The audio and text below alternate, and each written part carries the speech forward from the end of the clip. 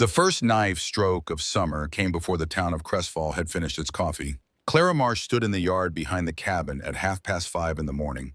The Colorado sky still bruised purple above the granite peaks, and she worked the blade through a strip of venison with the unhurried precision of someone who understood that time was the only currency that mattered. The meat was fresh, a young doe she and Ida had tracked to the creek bend 2 days prior, dressed in the dark, hung overnight in the root cellar they had not yet told anyone about. The strip came away clean and thin, almost translucent at the edges, exactly the width of 2 fingers.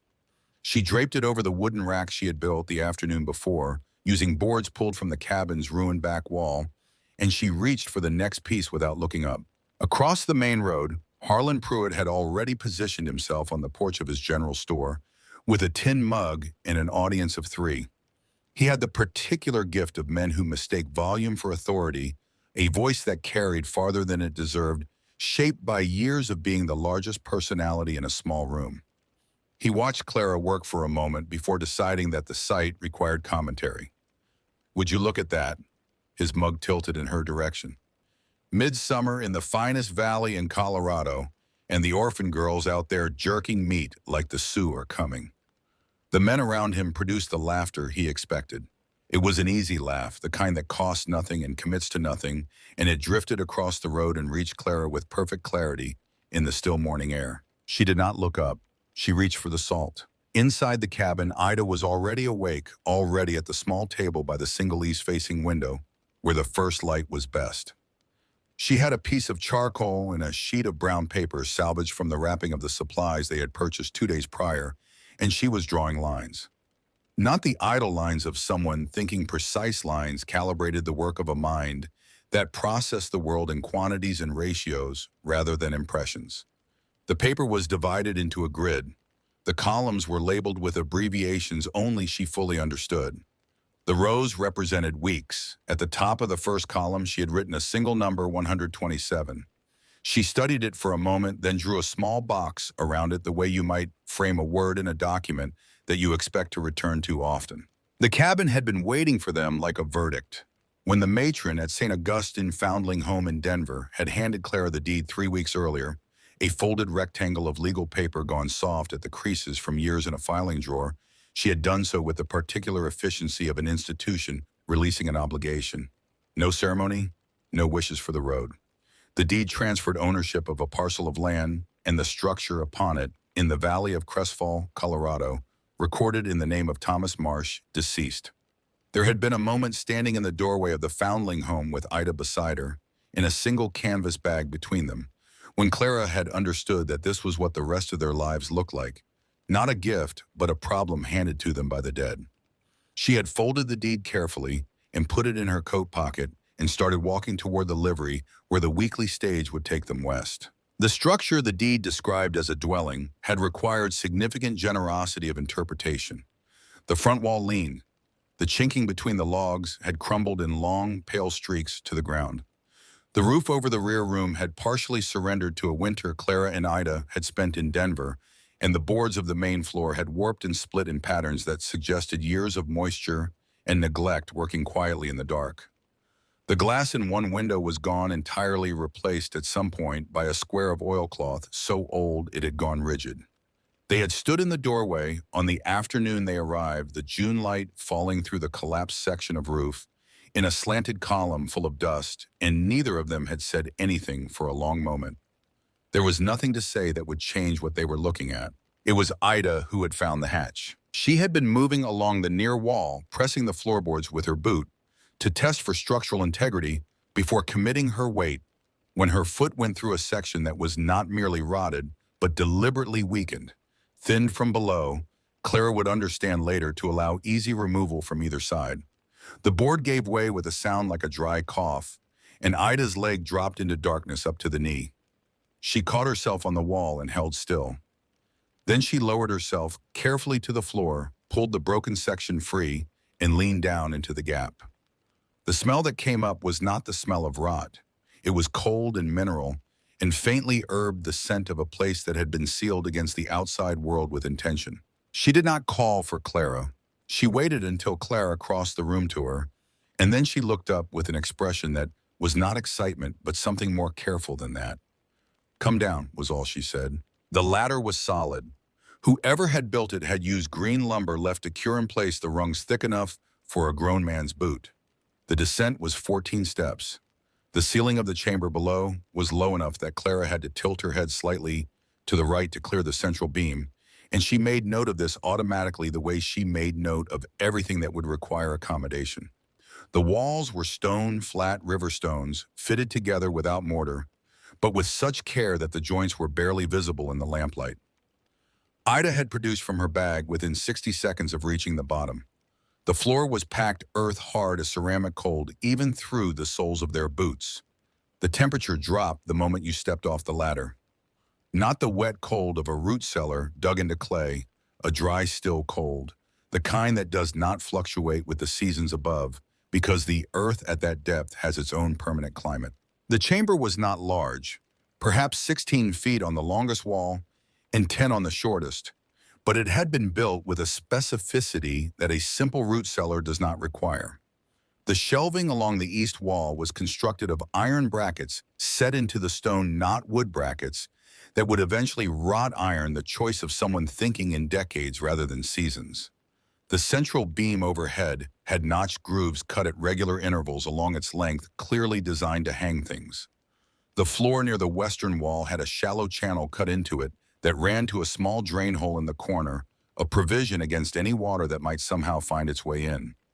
Someone had thought through every failure mode and built against each one.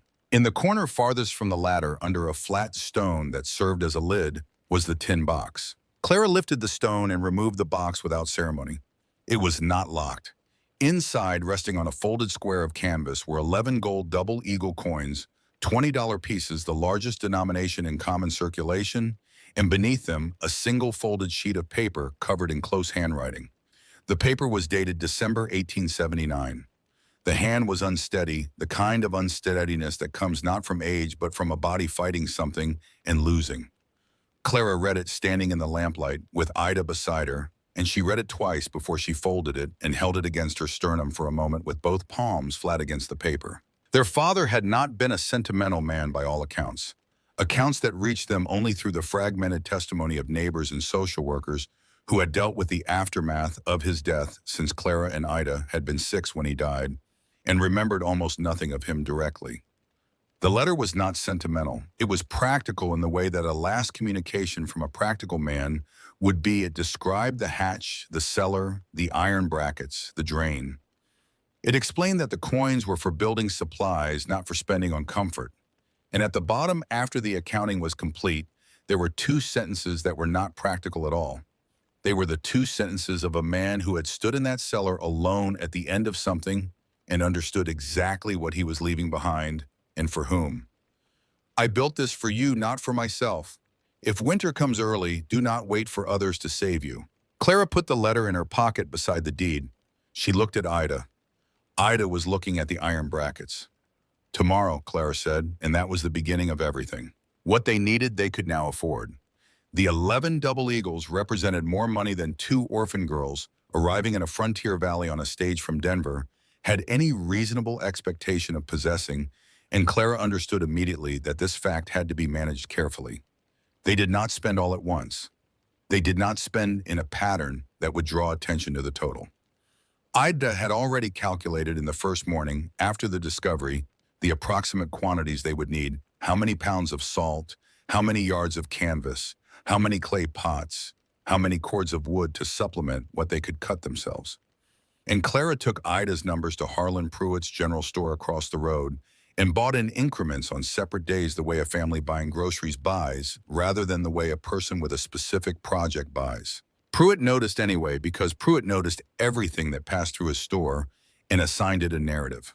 The first time Clara came in for 20 pounds of salt and 4 yards of heavy canvas, he watched her with the expression of a man cataloging an anomaly.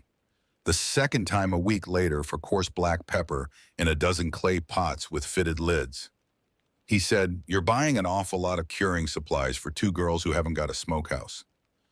Clara laid the coins on the counter one at a time. "We'll be pickling too," she said, and left before he could construct a follow-up. She could feel him watching through the window as she crossed the road. The work began in earnest the second week of June. They built the drying racks from lumber salvaged from the rear wall of the cabin, the wall that had already partially failed, the wood from which was still sound if you avoided the sections that had gone gray with moisture. Jesse Colton's father had been the town's carpenter before he died in a logging accident the previous autumn, and while Jesse himself was only 15 and without a commission, he had spent 7 years as his father's helper and knew how to cut a true right angle.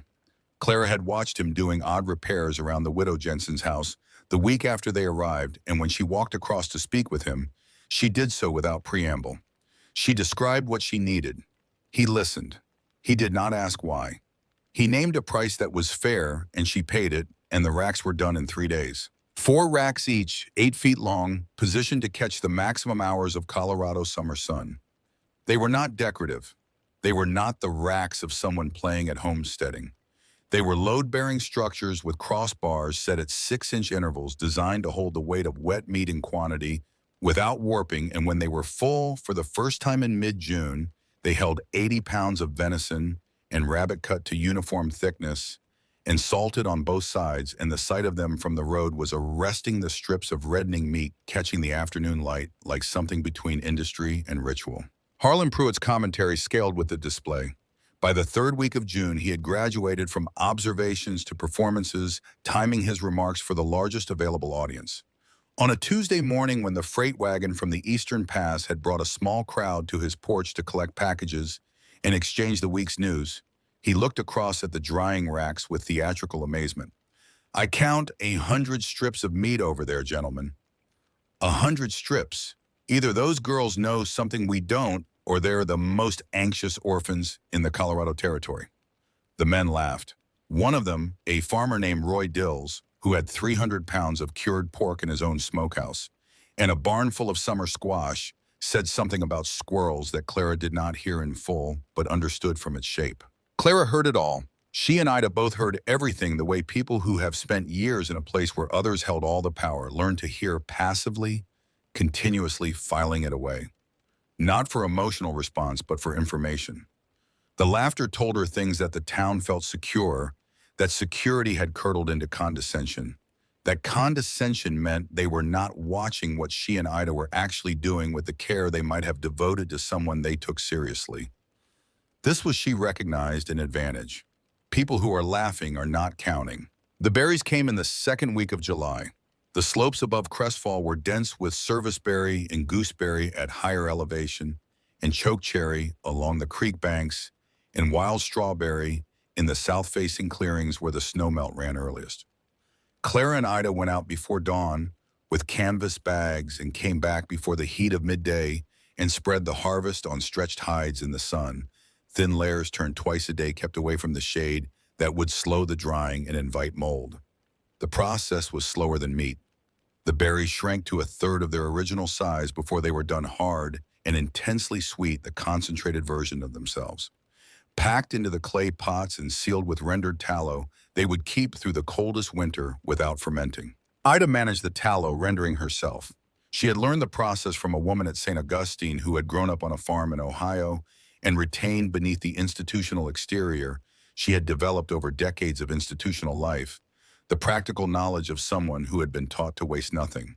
The tallow had to be rendered slowly over low heat. The impurities skimmed off the clean fat strained through cloth before it cooled to the right consistency for sealing. Done wrong, it shrank away from the pot rim as it cooled and left gaps. Done right, it formed a complete seal that neither moisture nor air nor mice could penetrate. Ida did it right on the first attempt. She had a gift for processes that had precise conditions. She identified the correct temperature by watching the surface of the fat, not by measuring anything, and she had reached the correct answer by observation rather than instruction. Walt Greer watched the tallow rendering from the road one afternoon in late July, his hammer over one shoulder, returning from a job at the feed barn on the north end of town. He was not a man who made observations casually. He had seen enough in his 52 years, the war, the decade after the slow westward migration of men who had survived the war and needed distance between themselves and what they had survived, to understand that most of what people said was not what they meant, and that the gap between the two was where most of the important information lived. He watched Ida at the rendering pot for a long moment without announcing himself, and what he saw was not foolishness. He went home without stopping. The squash and beans came in August. They grew wild along the southern drainage channels of the valley, not in abundance but in sufficient quantity if you were willing to walk farther than most people bothered. Clara and Ida walked farther. They brought back what they could carry and sliced it thin, the squash in rounds. The beans split lengthwise and spread it on the racks in the single layer that dried fastest. What resulted was light as paper and crumbled. If you gripped it too hard but soaked in hot water, it expanded and reconstituted into something that would sustain a person. It was not good, it was adequate, and adequate was the standard they were building toward. The work drew its own kind of attention from the women of Crestfall, separate from the men's mockery. Martha Voss, 28 and widowed the previous spring, watched from her window on the east side of the road with an expression that was harder to read than Pruitt's open contempt. She was not laughing, she was not afraid to be seen watching. Once in early August, she walked across the road while Clara was sorting dried beans and stood at the fence for a moment without speaking. Then, "How many bushels have you put up?" Clara looked up and gave her the number without hesitation. Martha nodded once as if confirming something she had already suspected and walked back across the road without another word. Agnes Bowman came once in the third week of August. She was 65, small and deliberate, and she had the bearing of someone who had operated under authority for so long that she had absorbed it without noticing. She had served as a nurse at Antietam in 1862 and afterward at 2 Union Field hospitals, and she had come west with her husband in 1871 and stayed when he didn't. She grew herbs in the sunniest patch of ground behind her house, not for pleasure but for purpose, and when she stood at Clara's fence and looked at the operation assembled there, her eyes moved with clinical thoroughness over each component: the racks, the pots, the hides, the hanging bundles of dried sage and yarrow and cattail that Ida had suspended from the cabin's porch beam. "Yarrow?" Agnes said, looking at the dried bundles. Clara said yes. "For fever." Clara said yes. Agnes was quiet for a moment. "You girls have been to some hard place before this." Clara did not answer the implicit question. She looked at the older woman steadily. Agnes nodded, something decided in her expression, and she left. Ida had noted the visit in the brown paper journal. She had expanded from the original planning grid into something more comprehensive. She tracked the drying progress, the quantities packed, the estimated caloric value of each category of stored food. But she had also begun tracking something else: the people who watched and what their watching looked like. Contempt, curiosity, fear, assessment. She had symbols for each. Agnes Bowman received the symbol for assessment. Walt Greer, who had by now walked past the operation half a dozen times on various errands, received the same symbol. Martha Voss received something in between assessment, trending toward something Agnes would name later in the winter, but which Ida did not yet have a symbol for. The number on the first page of her journal, 127, had not changed, but the number beneath it, which represented the current count of days' worth of food stored, had grown from 3 at the beginning of June to 61 by the end of August. They had more than halfway. They were not going to make it at the current pace if the season closed early. Ida had done the arithmetic in multiple configurations. The problem was not effort. They were working from first light to last light, 6 days a week, and resting on the 7th only because the body required it. The problem was simple mathematics. There was a finite quantity of game within a reasonable radius, a finite quantity of wild plant food that could be harvested before the first frost killed it, and an early frost would close both accounts simultaneously. She had 3 possible scenarios mapped on a separate sheet of brown paper. In the best case, they reached 127 days of stores before October. In the middle case, they reached somewhere between 95 and 110.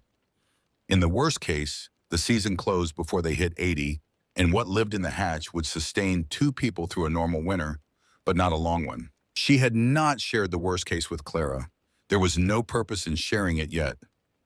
What would change was the work, and they were already doing all the work there was to do. Decker Holt came in the first week of August. He did not approach. He materialized the way men do who have spent years in terrain that rewards stillness. Clara was at the east rack adjusting the spacing of the venison strips when she registered a presence at the property line and looked up to find him already there, already still looking at the racks with the particular quality of attention that hunters bring to things they are considering. He was 44, built like a man who had done hard physical work long enough that the work had finished building him with a beard that was more gray than brown, and eyes that were set slightly too deep for his face to read easily. He stood without greeting her for a long moment. Then he looked at her, not the racks her, and turned and walked back toward the western end of the valley without speaking. Walt Greer told Clara about the Morrison family that evening uninvited. She had not asked him about Decker Holt.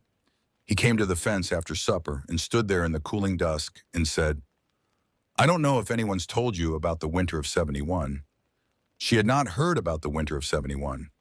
He told her 6 weeks of isolation, the past buried, the wagons delayed, nothing catastrophic by Crestfall standards, because the stores held and the weather broke in time.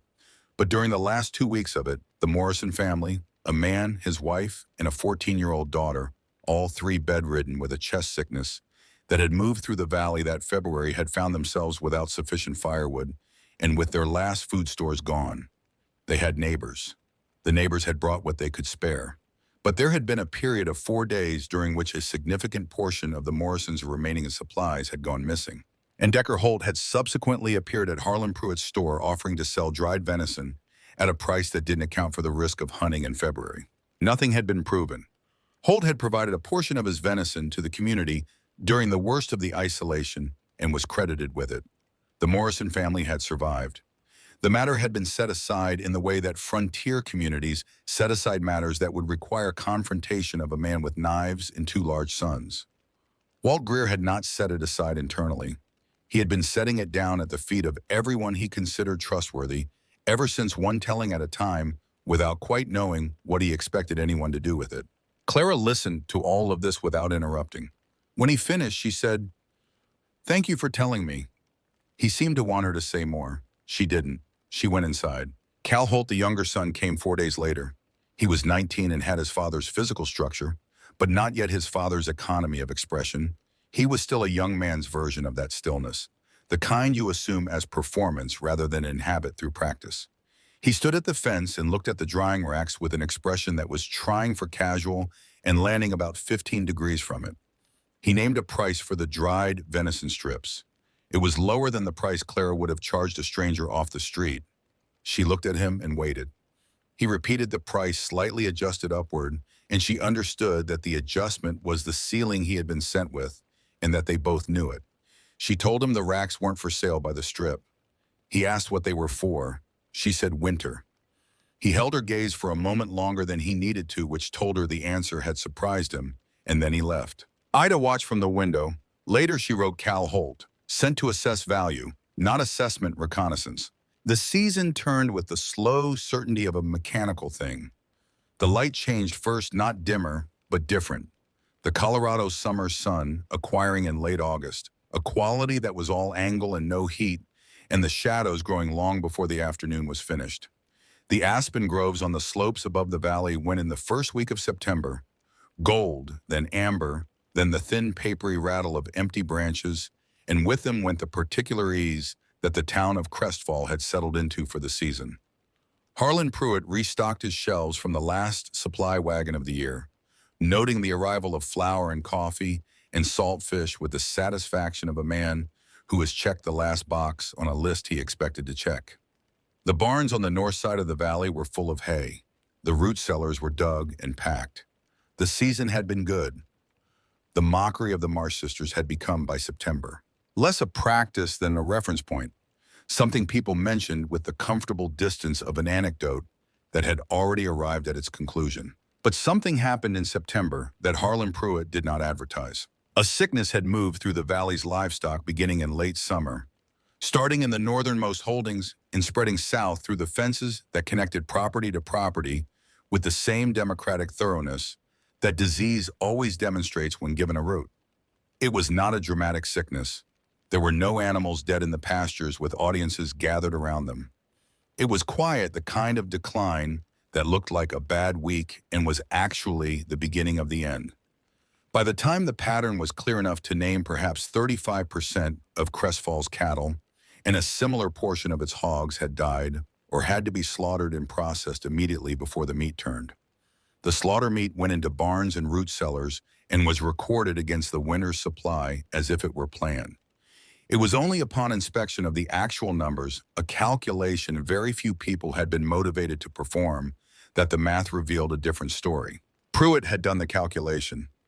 He was a merchant. He could not help calculating. He had looked at his numbers for the better part of one night in late September, and then he had put them away and not looked at them again. There was no upside to sharing them. He had ordered extra salt and extra coffee from the last wagon instead, as if the problem were one of comfort rather than calories. And he had told himself that winters always seemed worse from September than they turned out to be. He had told himself this while watching from behind the gauze of his store window the Marsh girls laying out the last of the season's harvest on their hides in the autumn sun. Clara was watching him too, though not from a window. She had heard about the livestock sickness from Martha Voss, who had heard about it from the woman whose husband ran the northernmost holding, who had not meant to tell anyone, but had been upset and upset people speak. Clara had done a quick and dirty calculation of her own that night, not Ida's precision, but sufficient. She did not panic. Panic was a response to a thing you could not have anticipated. This was a thing she had anticipated, not in its specific form, but in its general shape, the shape of a system with a hidden weakness that the people inside it were choosing not to examine. She did not change anything about their work. She did not accelerate.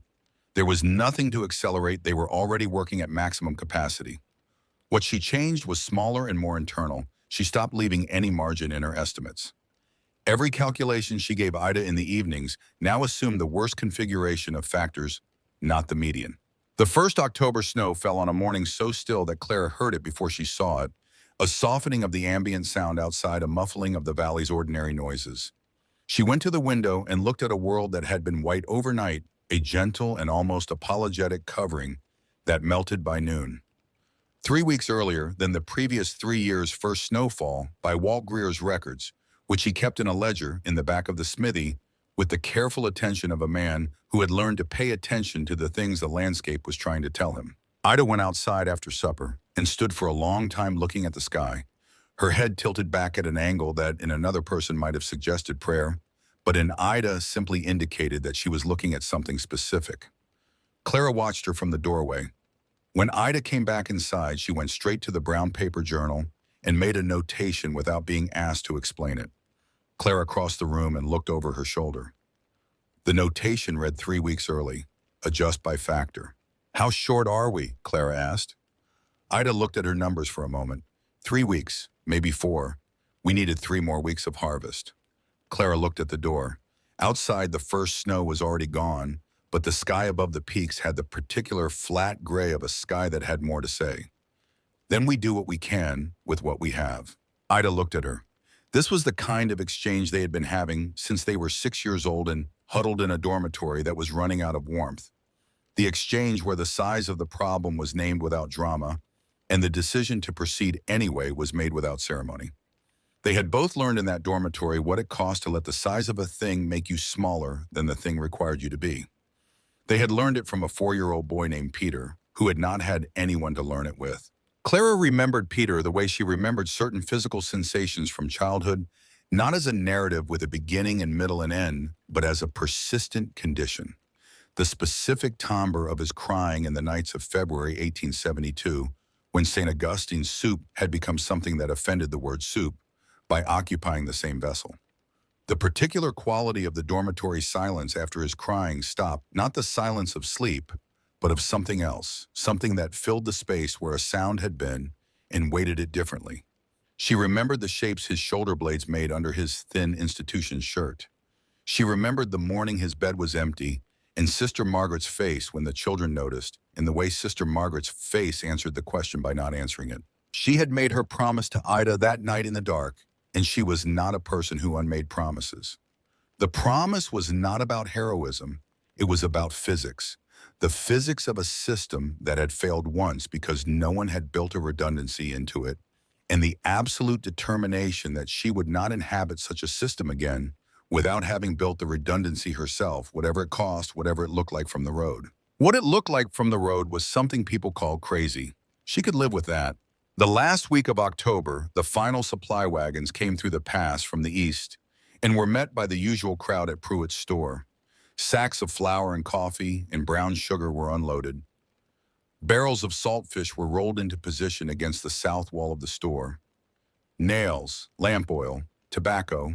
The community touched and weighed and debated the goods with the particular pleasure of people confirming that the world was in order. Harlan Pruitt stood behind his counter with the expression of a man who had everything under control, and he was almost entirely convincing. Clara watched the wagons unload from her porch. She counted the flour sacks automatically, a habit she could not have explained to anyone who had not spent a February on near-starvation rations. And when she finished counting, she went inside and told Ida the number. Ida wrote it in the journal beside the number for their own stores. Then she turned back to the first page and looked at 127 again, and the number that now appeared beneath it, 94 days. The hatch was full, the racks were bare, the season was closed. Ida went to the window in the last light of October and looked at the sky above the granite peaks where the flat gray had deepened to something more decisive. She said Clara. Clara came and stood beside her. They looked at the sky together. The first serious snow of the year, not the apologetic dusting of 3 weeks ago, but something that meant it was beginning to fall in the slow and considered way of something that has decided. Ida found the second page of their father's letter that night. She had not known there was a second page. It had been folded inside the first and stuck against it by years of pressure in the tin box, and it had come away with the first page when she first removed it, and then adhered back while she was reading, and had been there ever since, invisible at the fold. It came loose now when she opened the letter to read again, to read the 2 sentences she had already read a dozen times, and the second page fell to the table. It was a drawing, a floor plan carefully rendered in the same unsteady hand as the letter with measurements noted at each dimension. The chamber they had found was marked in the center. Extending from it on the west wall, divided by a dotted line into 2 phases, were 2 additional chambers smaller than the first, but together nearly doubling the total storage capacity. The iron brackets on the current chamber's walls had been positioned with the expansion in mind. She could see it now looking at the drawing, the way the bracket placement made no sense for the existing chamber, but made complete sense as the anchor points for the expanded version. Their father had not built a root cellar. He had built the first third of something much larger, and then he had run out of time. He had left the drawing so that whoever came after him would understand that the first third was not the whole plan and would know how to continue. Ida put the drawing on the table and looked at it for a long time. Then she went to the doorway of the room where Clara was banking the fire for the night. She said, "He didn't build this for the 2 of us." Clara turned from the fire and looked at her sister.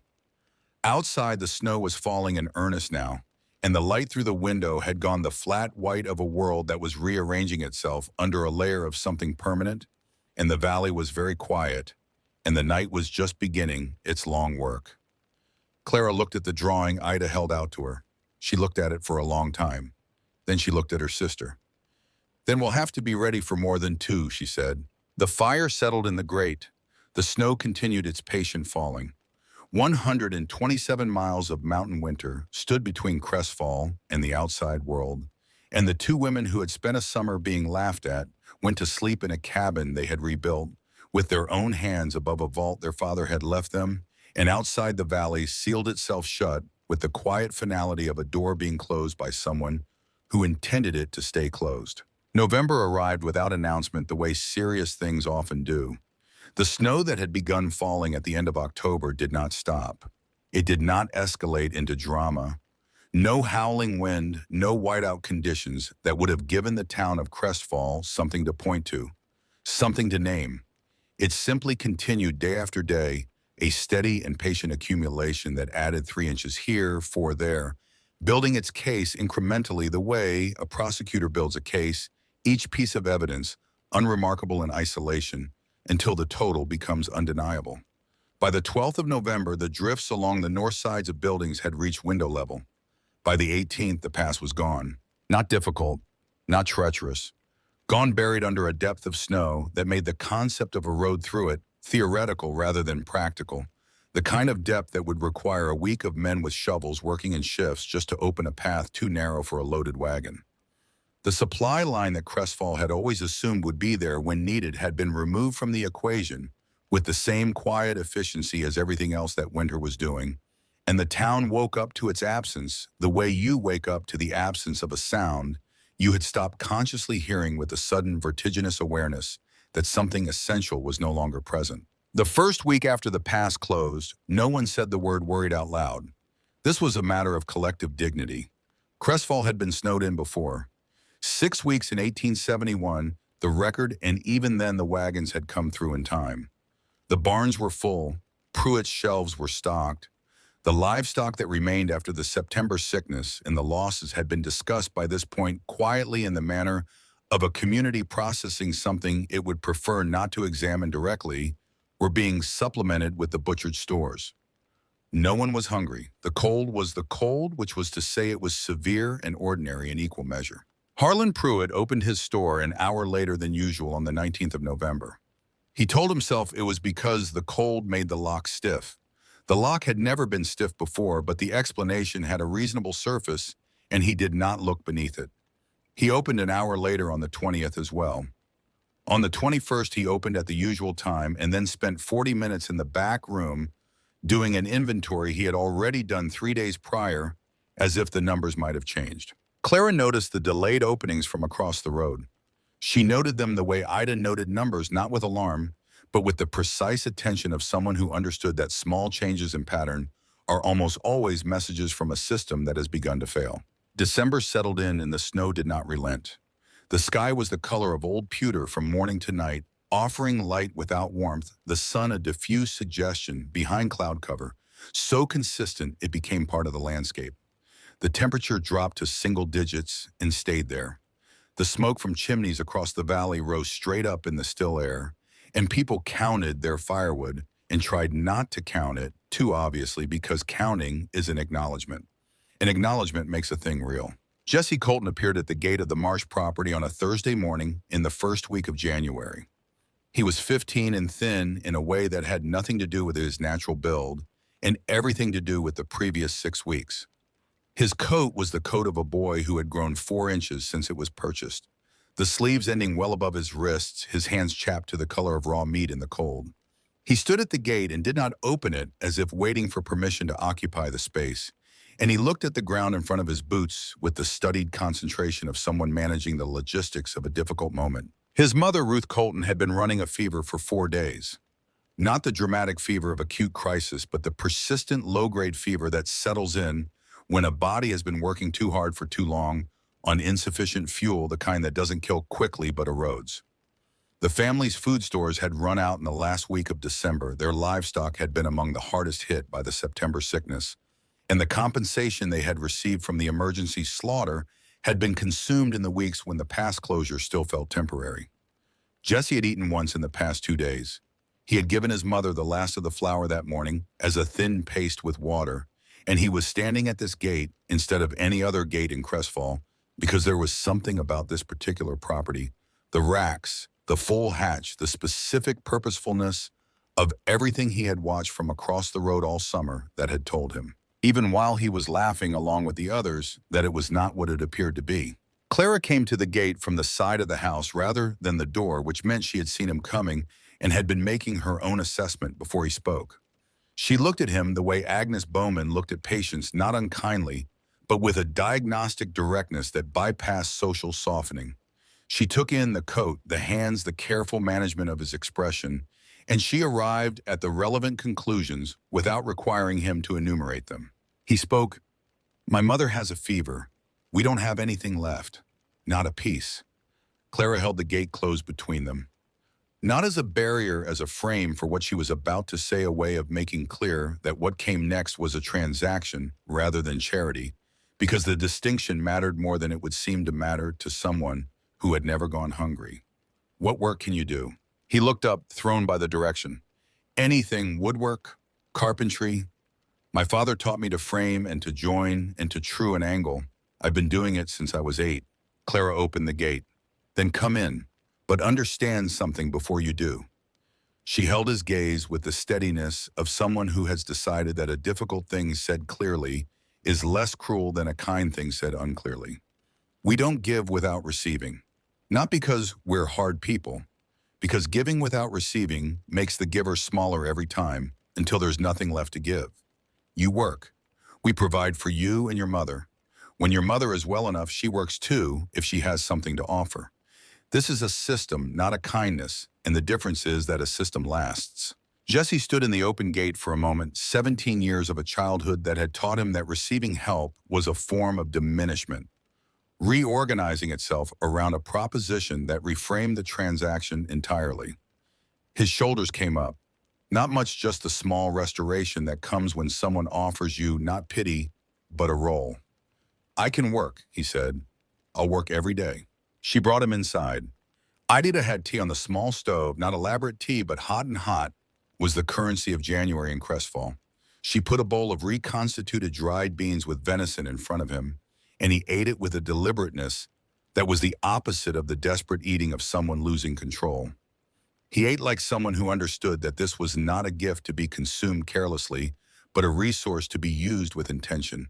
And Clara noticed, and the noticing confirmed something she had suspected from the gate. The detail Jesse produced about Harlan Pruitt arrived without Clara asking for it. He was finishing the bowl and speaking of his mother's condition and the general shape of the neighborhood's January when he mentioned almost parenthetically that the Aldrich family on the hill had collected 3 times their share from Pruitt's distribution in the past 2 weeks, and that Pruitt had been opening the back door of his store in the early morning on certain days for customers who came around the side rather than through the front.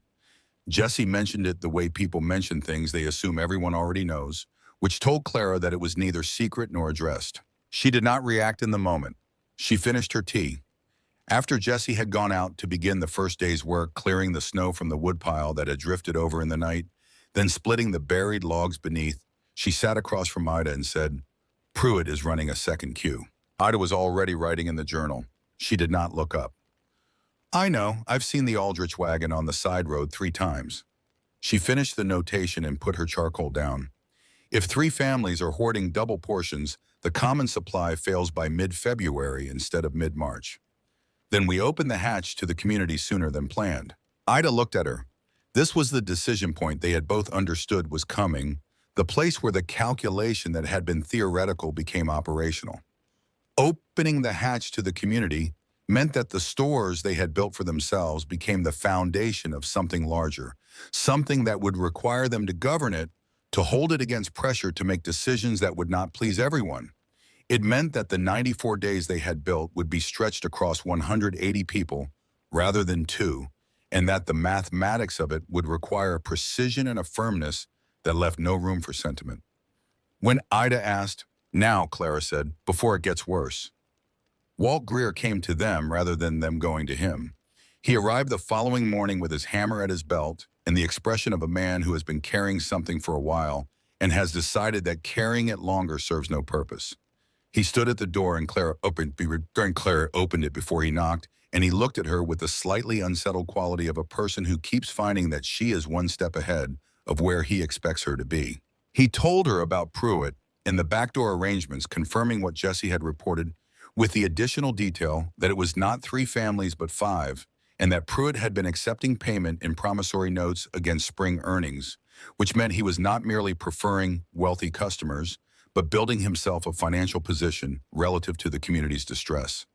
Walt had confronted him the previous afternoon, standing across the counter from the man with his hammer, still on his belt, and his sign in his 40 years of presence in this valley, arranged behind him.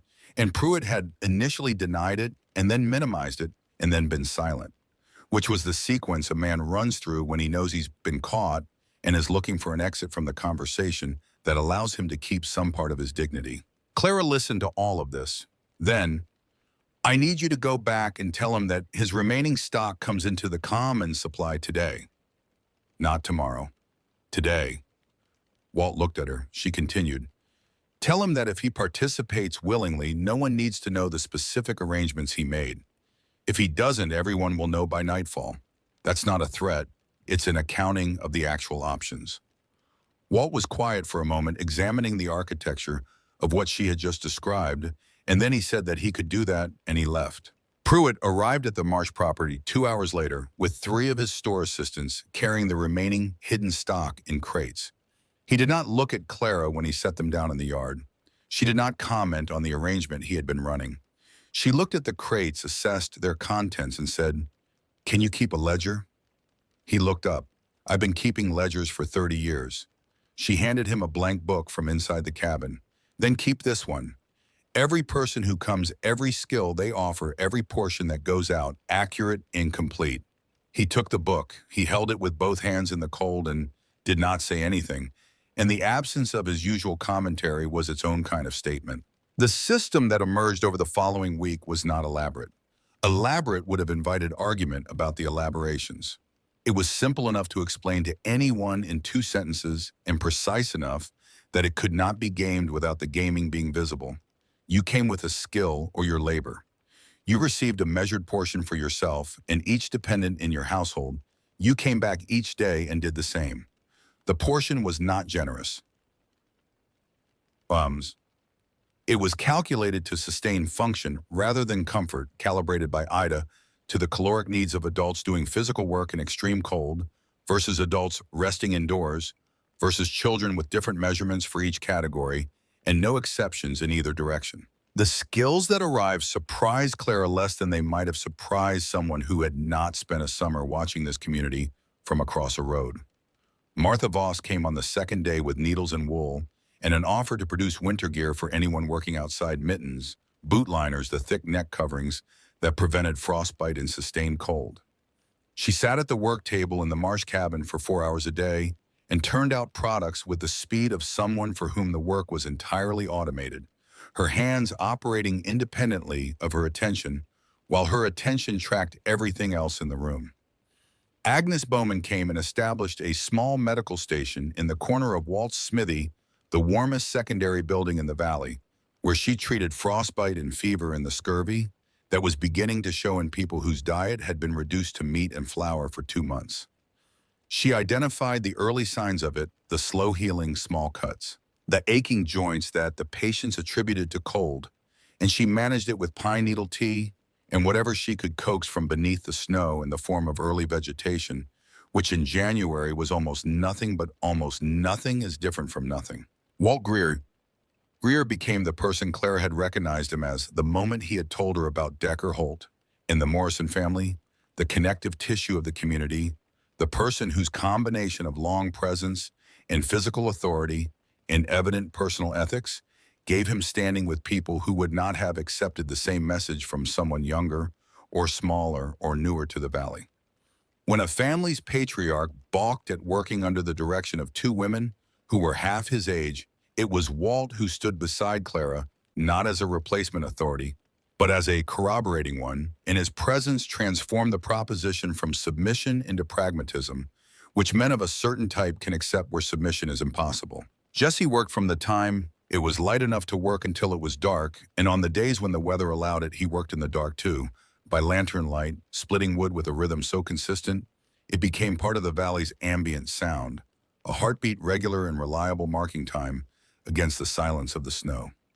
His mother's fever broke at the end of the 2nd week of January. Ruth Colton came to the Marsh property the day after her fever broke, thinner than she had been in the autumn, but upright and clear-eyed, and asked what she could do. Clara put her in charge of the distribution line, the daily dispensing of portions, the checking of names against Pruitt's ledger, the management of the particular tensions that arise when people are hungry and watching what someone else receives. It required a combination of firmness and interpersonal intelligence that Clara had assessed Ruth as possessing from the moment Jesse stood at her gate. Ruth performed the task with the quiet authority of someone who has already passed through the worst of what a situation has to offer and has come out the other side with nothing left to prove. Ida's journal entry for the 18th of January read in its entirety, community size 178. Current daily output from Hatch adequate for 178 at minimum sustaining level. Projected days remaining at current rate 61. Projected days until pass opens approximately 79. Deficit 18 days. She showed it to Clara that evening. Clara looked at the numbers for a long time without speaking the way she looked at problems that did not have easy solutions. Not with distress, but with the concentration of someone searching a landscape for a feature that will resolve the navigation. 18 days was not a rounding error. It was not something that additional efficiency and distribution could close. The hatch contained what it contained, and what it contained was not enough. Options, she said, not as a question. Ida had already prepared them because Ida always prepared them. First option, reduce all portions by 15%, which extended the supply mathematically, but introduced the risk of accelerated physical decline in the population's most vulnerable members, a risk Agnes had already named explicitly. Second option, identify supplementary food sources outside the hatch, which in January in the Colorado mountains meant hunting. And hunting in these conditions required both expertise and equipment and willingness to operate in temperatures that could kill you if something went wrong.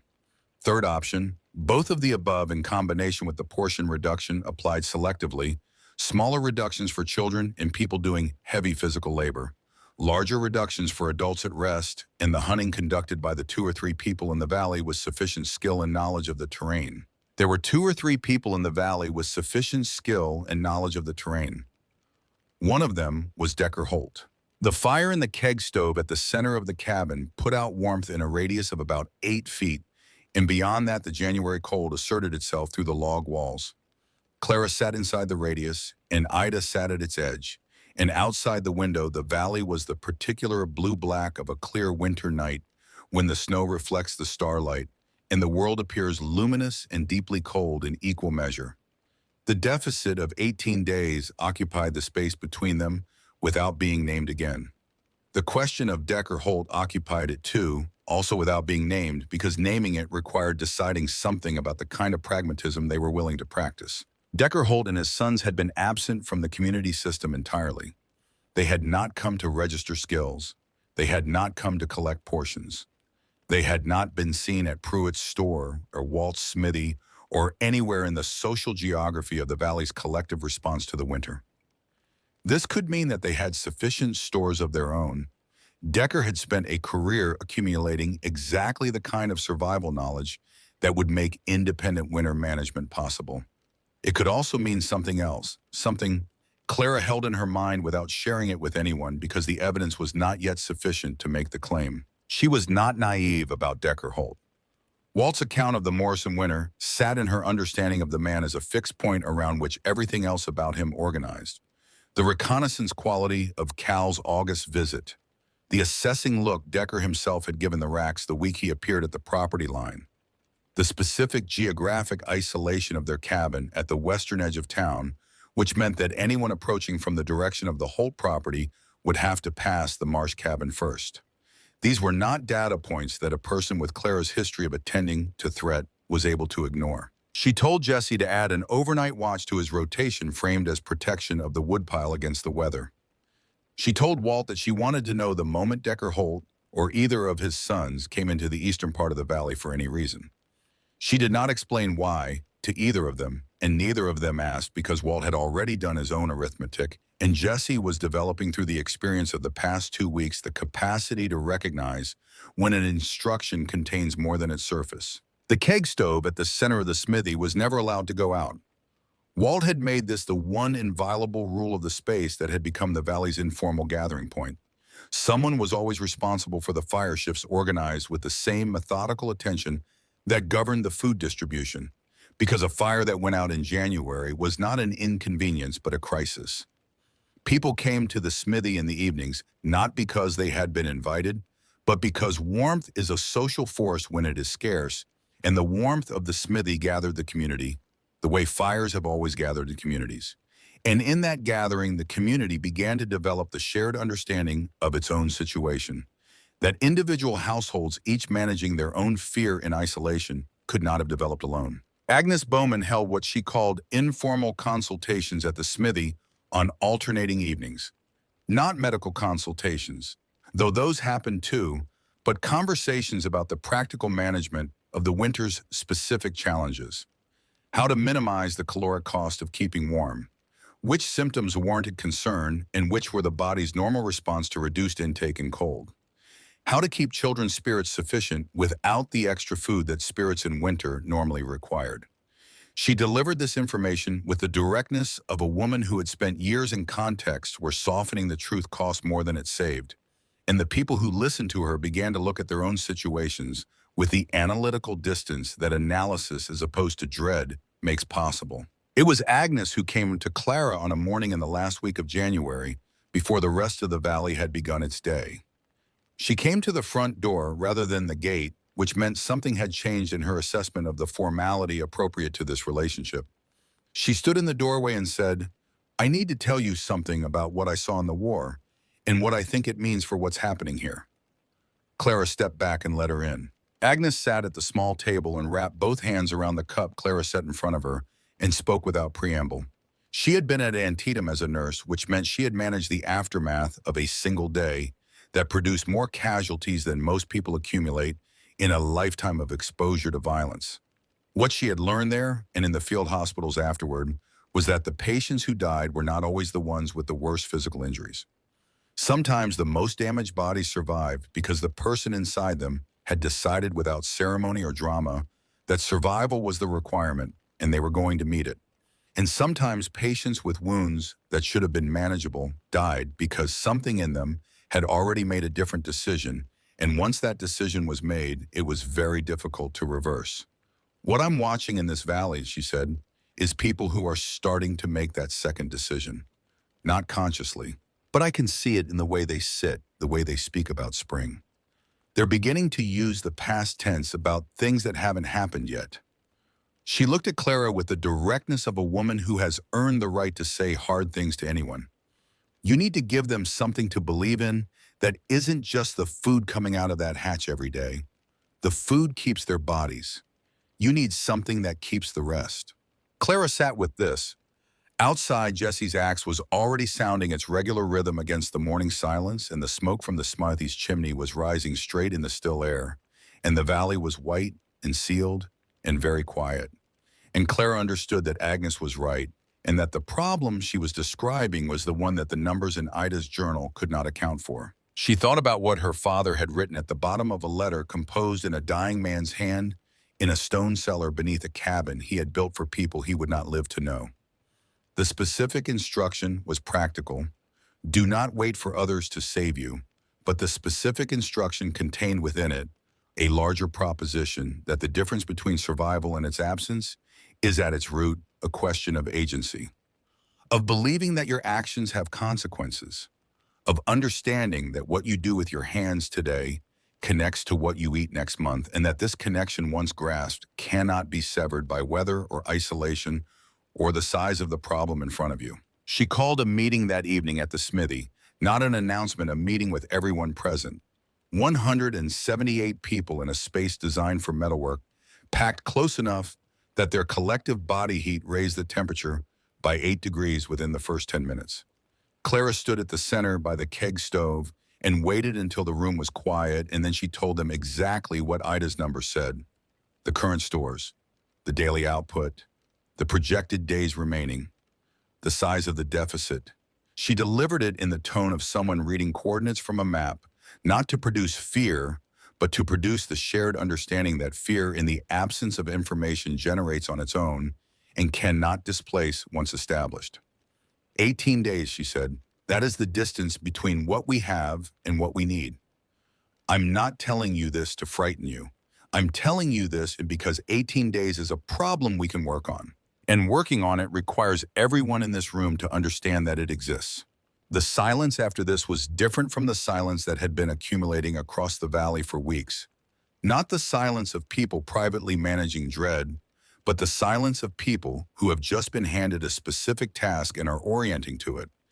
Agnes had been right about the diagnostic value of silence. This one had a different quality. It was the silence of people who have stopped waiting for the thing to arrive and have recognized that it is already here, which is the necessary prerequisite to doing anything about it. Wall Greer spoke into it, his voice measured and carrying the weight of a man who has chosen his words. What do we need to do?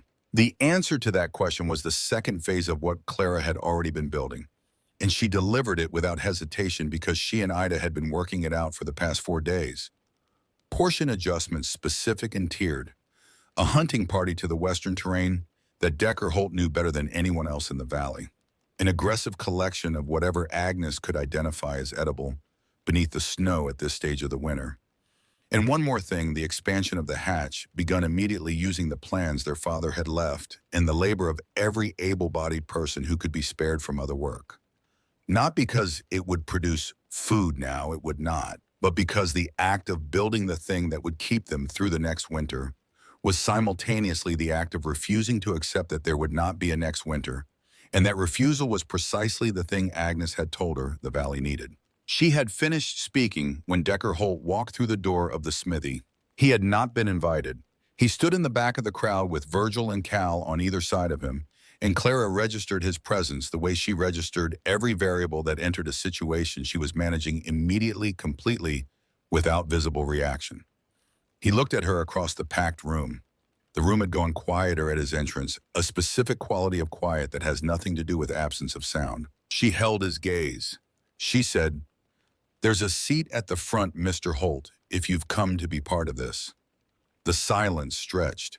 Decker Holt stood at the back of the room in his trapper's coat, and what moved across his face in that moment was too complicated to name with a single word, something compounded of pride and calculation, and the specific quality of a man who has arrived at a door that leads somewhere he did not expect to be standing. He moved toward the front. The crowd shifted to let him through. Cal followed immediately. Virgil followed after a pause that was Clara suspected the measure of exactly how much his father's authority over him was worth. She had one more item not in the prepared remarks. She said it looking at Decker Holt directly. "The valley has the best trapper in Colorado living in it. If that trapper is willing to work, I will make certain that the work is worth his time." Decker looked at her for a long moment. His expression settled into something that might have been in a different kind of man respect. "What's the terms?" Clara did not hesitate. "Same as everyone else. You work, you and yours eat. But I'm told you know where the winter game is when it goes to ground. And if that's true, then what you bring in is worth more than a standard portion, and we account for that." He held her gaze for another moment, the kind of moment in which a man is weighing not the offer, but the person making it. Then he said, "I know where the deer go when the snow gets above 8 feet. The elk, too, in the eastern draw. I haven't been down there in 3 weeks." It was not a yes, but it was the information a yes contains, offered voluntarily, which is something different and something more. The night of the 14th of February arrived without ceremony. It was a Tuesday, and Tuesdays in the winter of 1884 in Crestfall were like every other day defined by cold and work and the careful management of what remained.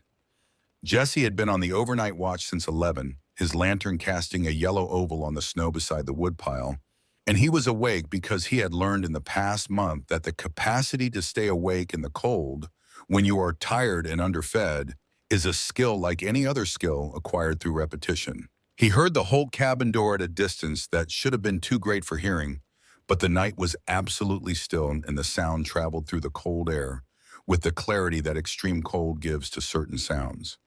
He heard it and he recognized what it was because he had been listening for it not consciously, but with the background attention that Clara's instruction had installed in him, and he was moving before he had made the decision to move. The light appeared at the window of the Marsh cabin 4 minutes later.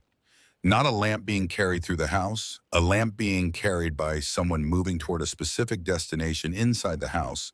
And the movement was wrong because Clara and Ida had been asleep when Jesse left for his post, and their bedroom was at the back and the light was at the front. Jesse ran to Walt Greer's house, which was 40 yards from the smithy, and closer than any other house with a man of sufficient size inside it.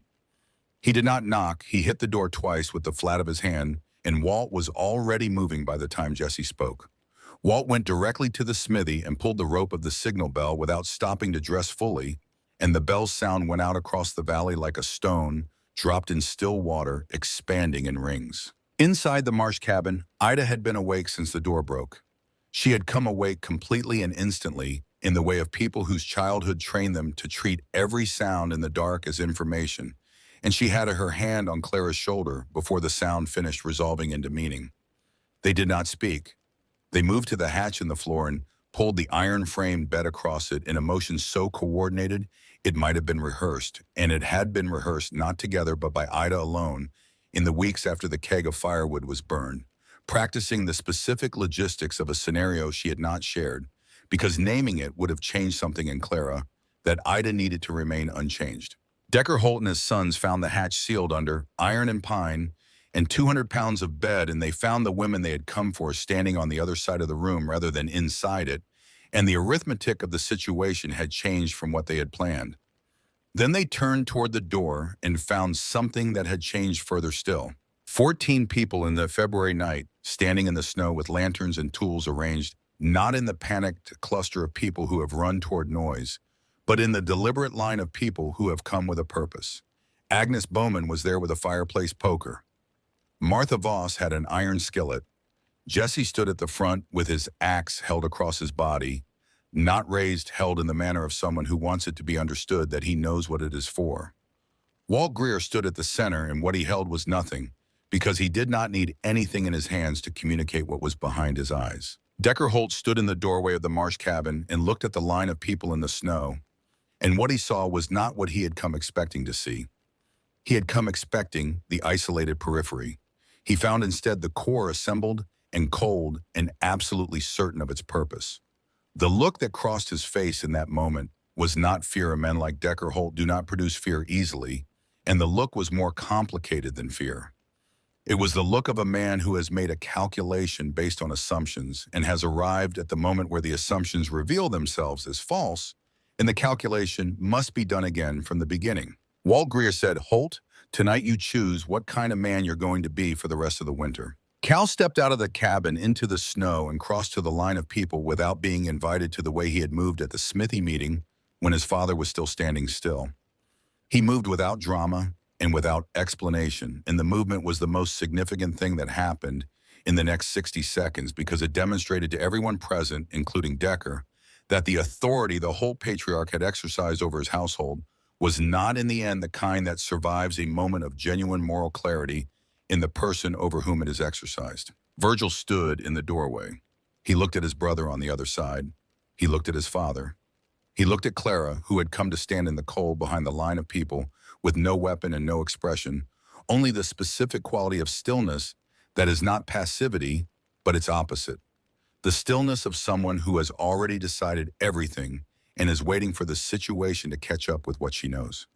Virgil stepped down into the snow after another moment and took a position beside his brother that was not beside his father, and the configuration of the 3 Holt men in that yard in that February cold, with that group of 14 people watching, said everything that none of them had words for. Decker Holt looked at his sons. He looked at Walt Greer. He looked at Clara Marsh, who was 17 years old and had spent the summer being called a squirrel and had spent the winter building the only system in the valley that was keeping its people alive, and who looked back at him now with neither triumph nor contempt, but with the patient certainty of someone who built for the long term and was watching the long term arrive. He stepped down from the cabin into the snow. The morning after the confrontation, Decker Holt came to the Marsh property alone, not with his sons, not with the posture of a man arriving to negotiate, not with the careful social construction of someone who has decided what he wants to look like in a particular moment. He came the way people come when they have been stripped of the version of themselves they had been maintaining, which is to say plainly without preparation in the coat he had slept in. He stood at the gate and Clara came to it, and they looked at each other across the wood rail in the February morning light, the cold absolute and still around them, the valley silent under its burden of snow. He spoke without looking away from her, which cost him something visible. "I know where a herd of 8, maybe 10 deer have been wintering in the draw west of the Hendricks Ridge, protected from wind good browse under the snow. I haven't disturbed them because I was keeping them." He stopped. The admission of what keeping them had meant, in the context of what the previous night had revealed about his intentions, did not require elaboration from either of them. "I can take Walt and the Colton boy in. We can bring back enough of meat to change your numbers." Clara opened the gate, not wide, just enough. "All 3 of you go. You lead. Walt and Jesse follow your instruction on the ground because it's your terrain. What comes back gets distributed through the common system." She held the gate at that width and looked at him steadily. "And your household is part of the common system from today. Same terms as everyone else with the hunting weighted appropriately. Decker looked at the gate she was holding at that precise width, and something in the specificity of it, the deliberateness of the opening, neither welcoming nor closed, seemed to communicate to him more clearly than any speech what kind of arrangement he was entering and what it would and would not contain. He nodded once. She opened the gate the rest of the way and stepped aside. Cal Holt had already appeared at the smithy that morning before his father's visit, arriving without announcement and asking Jesse Colton where the work was. Jesse, who was splitting the morning's firewood allocation, had handed him the secondary axe without ceremony, and the two of them had worked in parallel for an hour before Cal spoke at all. What he said without pausing his stroke was, "My father's been wrong about a lot of things for a long time. I didn't know how to be different from him until I saw that it was possible to be different." Jesse kept his own rhythm going. He did not offer the kind of response that would have required Cal to be more vulnerable than he had already been, because Jesse was 15 and had learned enough in the past month to understand that some statements are complete as they are and need only acknowledgement. "Yeah," Jesse said, "that was sufficient." Ida found the paper from Virgil Holt's coat pocket the afternoon following the confrontation, when she was collecting the items left in the cabin during the break-in and accounting for what had been disturbed. It was a folded square that had fallen between the floorboards near the door, a Denver address written in someone else's handwriting, a contact or a creditor or a point of departure, the kind of address you carry when you are planning to leave somewhere and go somewhere else and have not yet told anyone that you are planning to do either. She understood immediately what it meant and what it changed about her understanding of the previous night, because a man who carries a departure address is a man who has already in some interior sense departed, who had come to the marsh cabin not in the manner of someone building a position, but in the manner of someone in the final hours of a situation, exhausted and frightened and reduced to the most primitive calculation available. She put the paper in her journal between two pages and did not mention it to Clara. It was not information that would change what needed to happen next. It was only information that complicated the clean narrative of villainy that the Valley would otherwise construct around Decker Holt. And complicated narratives were not, at this particular moment, what the community needed. What it needed was Decker Holt and his knowledge of the Western Draw. The hunting party left before dawn on the 16th of February. Decker led his snowshoes breaking trail through snow that came to mid-thigh in the open sections and deeper in the drifts between the trees. Walt followed in his tracks and Jesse behind Walt, the three of them moving through the pre-dawn dark with the efficiency of people who have a specific destination and understand that conversation is a tax on the energy required to reach it. The temperature was -14. The sky above the peaks was the specific blue-black of extreme cold in high altitude, clear enough that the stars seemed closer than they should have been, their light acquiring a crystalline precision in the thin air. Decker navigated without hesitation. He had been working this terrain for 20 years, and the knowledge of it was not in his head the way learned information is in the head, but in his body, in the way his weight shifted on the snowshoes as the ground changed beneath the snow, in the way he read the windscour patterns on the drifts to understand what the terrain underneath looked like, in the way he slowed and moved differently before Jesse or Walt had registered any change in the environment. He brought them to the draw in 3 hours of walking, and the deer were there, 9 of them. A doe-heavy winter group huddled in the protected hollow where the two ridge lines met and cut the wind to almost nothing, their breath rising in small clouds in the cold air, their dark forms barely distinguishable from the dark trunks of the pine at the draw's edge. What followed was not dramatic.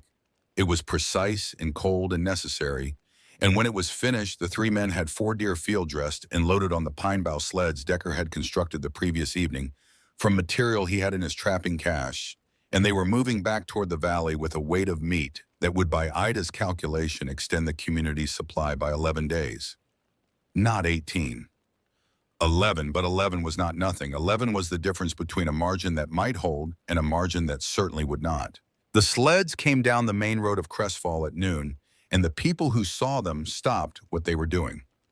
Not because the sight of deer on sleds was unusual in a trapping valley, it was not, but because of the specific configuration, Decker Holt in front, Walt Greer and Jesse Colton behind, moving together with the coordinated efficiency of a unit rather than 3 individuals.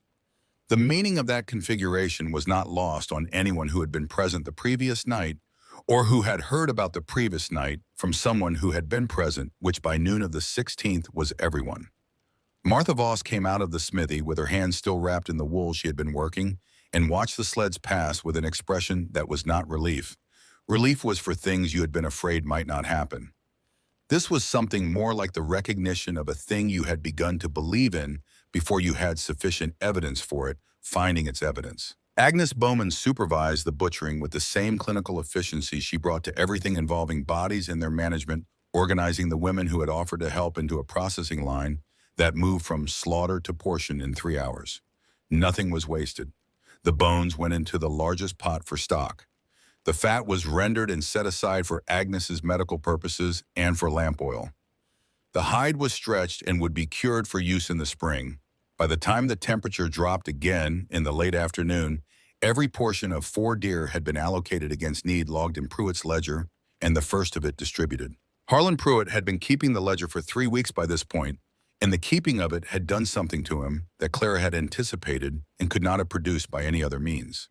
When you record everything honestly, you cannot avoid seeing everything honestly, and what Pruitt saw in his own ledger was a document of a community that had been kept alive by a system he had spent the previous summer mocking from his porch. The ledger was also a document of his own participation in that system, which had begun involuntarily and had become through the daily act of accurate recording, something that was no longer either voluntary or involuntary, but simply what he did. The way breathing is what you do, reflexive and definitional. He kept the ledger with a thoroughness that exceeded what Clara had specified. He added columns she had not asked for.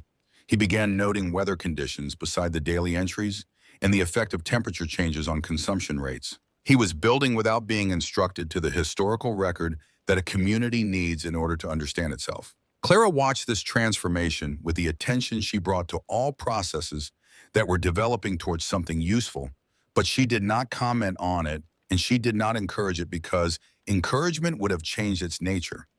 What Pruitt was doing had value precisely because he was doing it from his own recognition of its value. The moment it became performed for her approval, it would lose the quality that made it worth having. The blizzard arrived on the 8th of March without the atmospheric warning that blizzards in the Colorado mountains usually produce. There was no falling pressure, no shift in wind direction, no change in the quality of light that Decker, with his 20 years of reading the western terrain, would have identified in time to prepare. It came from the north and east simultaneously, a convergence of 2 weather systems that had been moving toward the valley from opposite directions and met above it with a force that transformed the world in the space of 40 minutes from a cold winter's day to something that had no business occurring in the same category as weather. The wind hit 60 miles an hour in the first hour and sustained it. The temperature dropped to 30 below. The snow it carried was not the soft, accumulating snow of the winter's previous months, but an ice particle assault that reduced visibility to the length of an arm. 3 roofs failed in the first 2 hours. The Aldrich barn, the widow Carey's back room, and the storage shed attached to the east side of the smithy, the newest and least well-built structure on the property constructed by a previous owner who had valued speed over durability. No one was injured in any of the collapses because the sound of the first collapse had sent everyone in the valley indoors, and the indoors they went to were the 2 sturdiest structures available. The main body of Walt's smithy and the valley's small church on the North Road, built from stone by the town's founders in 1869, with the weight of permanence in every joint. 178 people in 2 buildings over 3 days. The mathematics of warmth enough bodies in an enclosed space will hold a temperature that no fire alone could maintain. And this was the proof of it, the smithy's keg stove running at half its normal fuel consumption and the interior temperatures staying above 20 degrees, which was survivable, which was what was required. The church had its own fireplace, and Agnes Bowman established herself there with the most vulnerable residents, the very young, the feverish, the elderly, and ran her medical station without pausing for the duration of the storm. Clara did not sleep during the 3 days. This was not heroic, it was logistical. Someone had to track the consumption of the emergency stores she and Ida had moved into the smithy before the storm hit, calculating against the population, and the duration in real time adjusting the distribution rate as the storm extended beyond the first day and then beyond the second. Someone had to manage the specific tensions that arise when 178 people are confined in proximity with insufficient space and declining comfort, and the kind of fear that people manage individually but process collectively. Someone had to be the fixed point in the situation, the person whose demeanor communicated that the situation was being managed, because Agnes had been right about what happens when people lose that belief, and the 3 days of the blizzard were precisely the conditions under which the loss could happen fastest. Ida did not sleep either. She moved through both buildings in a circuit, smithy to church and back, checking individuals with the quiet thoroughness of someone who had been trained by a childhood of institutional living to notice the specific signs of a person who is losing ground. She found the Mercer baby on the afternoon of the second day, a girl 14 months old whose mother had fallen into the deep sleep of exhaustion and had not noticed that the child's color had changed. The baby had been placed near the church wall, away from the direct heat of the fireplace and the unconscious logic of parents who fear burning over freezing and get the calculation wrong in extreme cold. Ida picked the child up without waking the mother and carried her to Agnes and said nothing beyond the 2 words of description that Agnes needed. Agnes knew immediately what to do and did it, and 40 minutes later, the baby's color had returned and she was crying, which was the most welcome sound in the church that evening and required no interpretation from anyone present. The mother woke to the sound of her daughter crying and found Agnes holding the child by the fire. She looked at Agnes and then looked around the room and found Ida in the corner, making a notation in her journal, and understood without being told what had happened. She said nothing. There was nothing adequate to say. She took her daughter from Agnes and held her. And that was the whole of it, except that it was not the whole of it, because the woman's name was Helen Beaumont, and she had been one of the voices at the back of the crowd on Harlan Pruitt's porch in June, and she knew it, and the knowledge of it was something she would carry differently from that afternoon forward. The storm broke on the morning of the 11th of March. The silence it left behind was of a different order than the silence of the winter's ordinary cold, the quality of an aftermath of something enormous having passed through and withdrawn.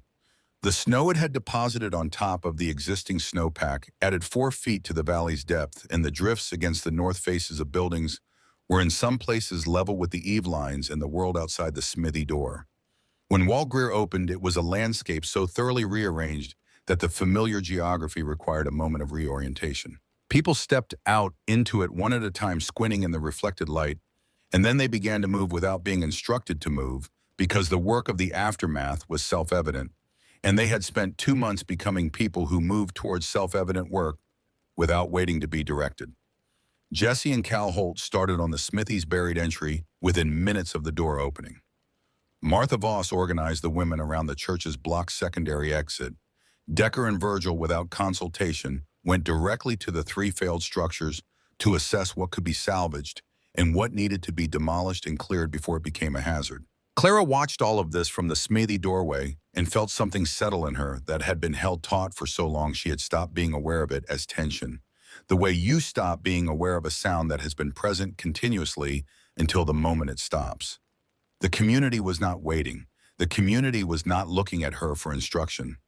The community was doing what communities do when they have internalized a system deeply enough that the system no longer requires enforcement, only continuation. She watched Decker Holt knee-deep in the debris of the Aldrich barn beside his eldest son, and she watched Jesse Colton directing the snow-clearing operation at the smithy entry with the confidence of someone who has discovered in himself a capacity for leadership and has decided to inhabit it. And she watched Agnes Bowman moving between the people who had emerged from the church with the assessing eye that had not dimmed through 3 days of continuous operation on minimal rest. And she understood that the thing she was looking at was not the thing she had set out to build. She had set out to keep herself and her sister alive through a winter that she had felt in some pre-rational part of herself was going to be severe.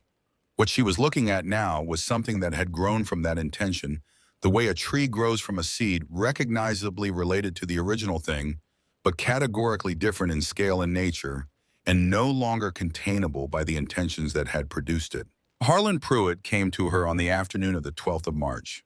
He came to the gate the way Jesse had come to the gate in January. Not brazenly, not with the loud ease of the man who had performed for an audience on his porch all summer, but with the specific quality of approach that belongs to someone who has arrived at a door they are not certain they have the right to knock on. He had the ledger under his arm.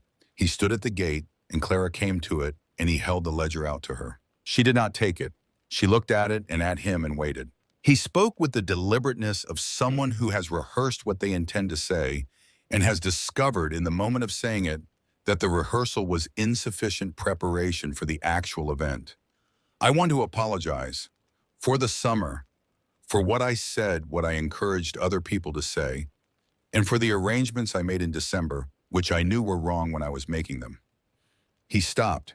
He was not a man who had extensive practice with this specific kind of speech, and it showed, which made it more rather than less meaningful. I don't have anything to offer you that's adequate to what you've done for this valley. Clara looked at him for a moment.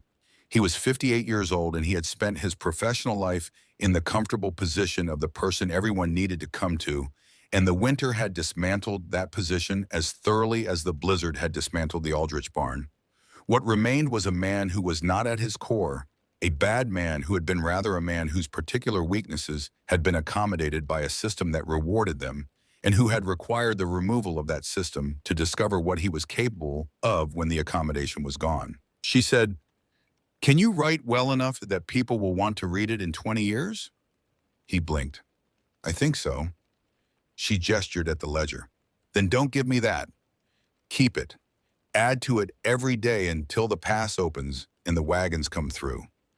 Write what happened here. Not just the numbers, the people. What they did. Why it mattered. Write it so that whoever finds it understands what a winter can be and what people can be inside one." She held his gaze. "That's what you can offer." Pruitt looked at the ledger in his hands. He looked at the valley around them, the people emerging from the aftermath of the storm, the cleared paths, the smoke from restored chimneys, the distant sound of Decker Holt and his sons working on the barn debris with the methodical efficiency of men who have found their purpose in a situation through the most difficult possible route. He nodded. He walked back toward his store with the ledger pressed against his chest with both arms, the way you carry something you have just understood is irreplaceable. The deficit that Ida had calculated in January had been partially closed by the deer from the western draw, and partially by the tiered portion reductions Agnes had helped implement, and partially by something Ida's arithmetic had not accounted for, because arithmetic does not account for it: the reduction in individual consumption that occurs when people are active and purposeful rather than frightened and idle. Fear is metabolically expensive. The weeks following the communal meeting at the smithy, in which the valley had known exactly what it faced and had been given specific ways to face it, had been marginally less caloric for each individual than the weeks before it. Not because they ate less, but because the energy they spent on undirected dread had been redirected into something that produced rather than consumed. By the first week of April, the hatch was not empty, but it was lean, and Ida's revised projection put the supply at adequate through approximately the 22nd and the pass. If the warming trend that had begun in the last days of March continued at its current rate, would be navigable for a loaded wagon by the 15th at the earliest. The margin had closed from 18 days of deficit to perhaps a week of genuine uncertainty, and a week of genuine uncertainty was compared to where they had stood in January, a position of relative wealth. On the 22nd of April, Ida made the final entry in the distribution log, the last day the storehouse operated as an emergency system rather than a community one. She recorded the number of portions, dispensed the remaining inventory in one line that was not a number system, transition complete. From this date, contribution, voluntary distribution, communal. The ledger stayed open, the hatch stayed accessible. But the nature of the arrangement had shifted from something imposed by crisis to something chosen by people who had lived through the crisis and decided without being asked to decide that the choosing was preferable to the alternative. The ice on the creek went on the morning of the 8th of April. Clara heard it before she saw it, a low grinding percussion that built over the course of an hour, from a subterranean rumble to something that shook the window glass. And then the creek was moving again, the ice breaking into plates and grinding downstream, and the sound of running water after 5 months of frozen silence was so startling in its ordinariness that people came out of their doors to stand and listen to it, the way you listen to music that you have not heard in a long time and had forgotten you missed. The snow began to retreat from the south-facing slopes, first the dark soil showing through in patches that expanded daily, and the first green appeared on the creek bank on the 14th, not grass, not anything robust, but the faint suggestion of color at the base of the dried vegetation that meant the roots had survived the winter and were considering their options. Agnes Bowman was at the creek bank within an hour of the first green, appearing her gathering basket over her arm, moving through the emerging plants, with the concentrated attention of a woman who has spent 5 months knowing that what she needed was coming and has now arrived at the coming of it. The scout came through the pass on the 29th of April. He was alone on a bay horse that showed the effort of the crossing and the way it moved, and he came down the main road of Crestfall at mid-morning with the cautious expression of a man who has been sent to assess a situation that has not been heard from in 5.5 months and may have resolved itself in any number of ways. He had been dispatched from the supply depot in Glenwood with instructions to report conditions before the wagons committed to the crossing, which was standard procedure for a valley that had gone silent past its expected communication window. He found Jesse Colton first, which was appropriate in ways that no one present could have fully articulated, but which felt right to everyone who witnessed it. Jesse was on the road clearing the last of the seasonal debris from the drainage channel beside the main road, which was the kind of work that gets done in a community that is oriented toward maintenance rather than mere survival, that has moved past the crisis into the consideration of what comes next. The scout pulled up beside him and asked the question that the depot had sent him to answer: what had happened here and who was left. Jesse straightened up from the drainage channel and looked at the scout, and then looked down the road toward the marsh property where Claire was in the yard with a group of 6 women demonstrating the proper construction of a drying rack. Not demonstrating in the manner of someone teaching beginners, but in the manner of someone refining technique with people who already know the basics and are working toward mastery. Ida sat on the porch steps behind them with the journal open in her lap, recording something. Jesse looked back at the scout. His answer was not long. 2 women kept this valley alive. They didn't do it by giving us things. They did it by making us useful to each other until we figured out how to do it ourselves. The scout looked down the road at the women around the rack. He asked their names. Jesse told him. The supply wagons came through 3 days later, 4 of them loaded with the standard spring resupply that the depot sent to all the mountain valleys after winter release. The teamsters expected to find a valley in the particular condition that a hard winter produces functional but depleted, grateful for the flour and saltfish and coffee, with the specific gratitude of people who have been waiting for rescue. What they found instead was a valley that had already begun its spring work. The garden plots on the south-facing slopes above the cabin line had been broken and turned the dark soil ready for seed. The new section of the community storehouse, the 2 additional chambers from their father's drawing dug and lined by Walt Greer's direction, and Decker Holt's labor through the weeks of February and March, was framed and roofed and waiting for its first season of intentional filling. The drying racks behind every cabin in the valley, not just the marsh property, were already built and standing ready for the summer's harvest. The lead teamster, man who had been making the Crestfall run for 9 years, stood in the road and looked at the prepared garden plots in the new storehouse, in the community that was moving around him with the purposeful ease of people who have been organized for months and do not require external coordination to continue. And he said to his second, "Something happened here." His second looked at the storehouse, at the racks, at the people. "Something good looks like." The lead teamster had been in enough valleys after enough hard winters to understand that what he was seeing was not the normal condition of a community that had survived. It was the condition of a community that had been remade by what it survived, and the difference was not subtle. Walt Greer expanded the storehouse through April and into May with the labor of everyone who could be spared from the planting. The 2 additional chambers their father had drawn became 3, because Walt, once inside the dimensions of the original plan, could see that the plan had allowed for further extension, and that further extension was worth doing now rather than later. Decker Holt supervised the stone laying, which turned out to be a skill he had developed over years of building his own trapping shelters in the western terrain, and he brought to it the same precision he brought to tracking a patience with the specific demands of the work that most men performing labor they consider beneath them cannot sustain. He did not consider it beneath him. He was building something that would last, and lasting things commanded his attention regardless of their nature. Holt could read by the end of April. Not fluently, he worked through the words with the deliberate attention of someone assembling something from components he was still learning to recognize individually.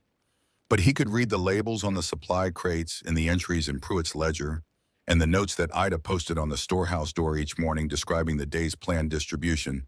And the look on his face when he read them was not the look of someone performing a skill, but of someone who has discovered that the world is larger than it appeared when it was limited to what he could see and hear directly. Jesse had taught him with the same economy he brought to everything, no ceremony, no condescension, just the daily practice of reading together in the evenings by the smithy fire. Pruitt wrote through May with the same consistency he had brought to the ledger.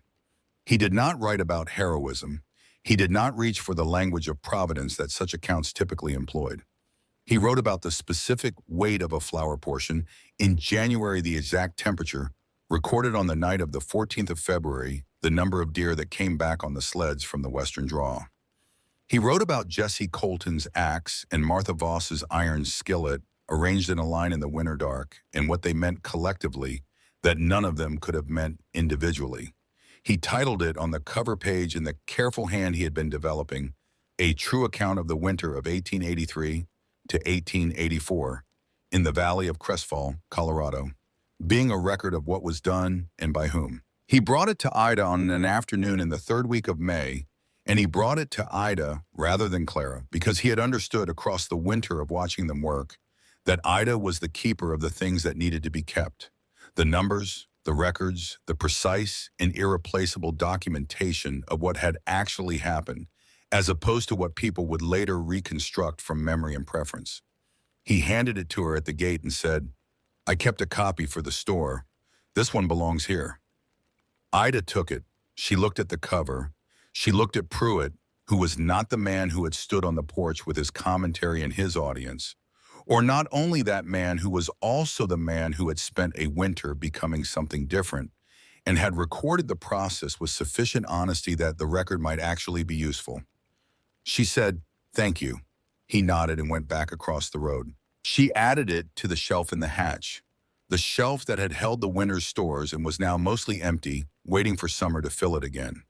She placed it beside the tin box that had held the 11 double eagle coins in her father's letter, which were both gone now, but the box remained, because the box was the beginning of the story, and the beginning of the story deserved a place on the shelf. Ida finished the final journal entry of the season and turned to the first page.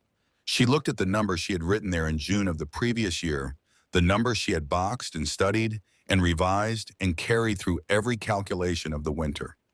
She took her charcoal and drew a single line through 127 and wrote beneath it 151. Clara was at the table across from her.